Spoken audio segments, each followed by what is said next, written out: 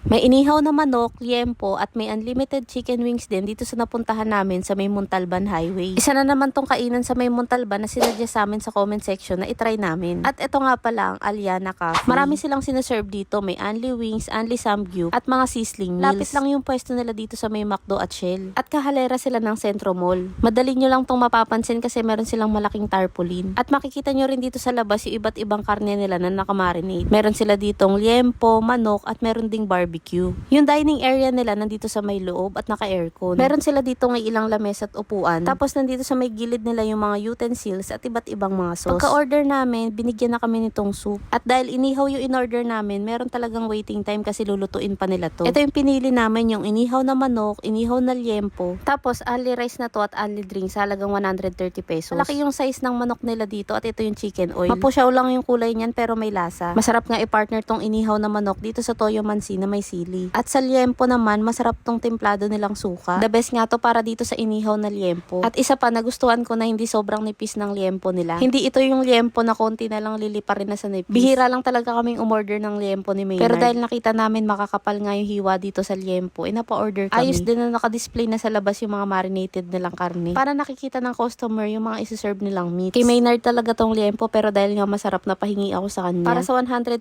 pesos, ayos na rin to kasi only rice, may soup at meron ka pang drinks. Next, ito naman yung inihaw na manok. Malaki yung size ng mga manok nila dito at masusulit mo nga yung only rice. At nagustuhan rin namin na buhagag yung kanin. Ganitong kanin ngayon the best sa only rice. Sa lasa naman ng manok, simple lang yung pagkakatimpla nila. Hindi ito sobrang malasa kaya kailangan nyo talaga ng sausawan na toyo mansi. Ito naman yung chicken wings nila, yung apat na flavor ngayon tinikman namin, yung salted egg, mango habanero, teriyaki at buffalo. Maliliit lang yung size ng chicken wings nila dito. At kagaya na nabanggit ko sa inyo na nakaraan, mas nagustuhan namin kapag maliliit yung chicken wings. Kapag kasi maliliit, hindi kami nabubusog agad at marami kaming natitikmang flavor. Sa lasa naman ng sauce nila dito, ito yung pangkaraniwang natitikman namin sa mga only wings. Powder yung flavor nila sa salted egg. Tapos ito namang mango habanero, manamis-namis yung lasa. Ito nga i-orderin mo kung mahilig ka sa sweet flavor. Matapang din yung lasa at amoy ng teriyaki sauce nila. Malalasaan mo nga rin dito yung ginger. At kung mahilig ka naman sa spicy, sumisipa din yung anghang nitong buffalo nila. Mararamdaman mo nga yung init sa bibig mo kapag tinry mo to. Pero mabilis lang naman yun mawala. Ito pa yung mga flavor ng chicken wings nila. At yung presyo nito, pati yung only samgyup. Kaya naman kung naghahanap kayo kung saan mag-food trip dito sa may Montalban Highway, try nyo na rin dito sa may Aliana Cafe. Bukas nga pala sila dito hanggang 2:30 na madaling araw. Kaya kung naghahanap kayo kung saan kakain ng alanganing oras, dayo na rin kayo dito malapit sa may Centro Mall at punta na kayo dito sa may Aliana Cafe. Marami pa nga pala kaming i-share sa inyo ng mga sulit na pasyalan, kainan at kapihan. Kaya para updated kayo sa mga mapupuntahan namin, huwag niyong kalimutang i-follow ang aming mga social media account. Yun lang, maraming salamat po sa panonood. Bye!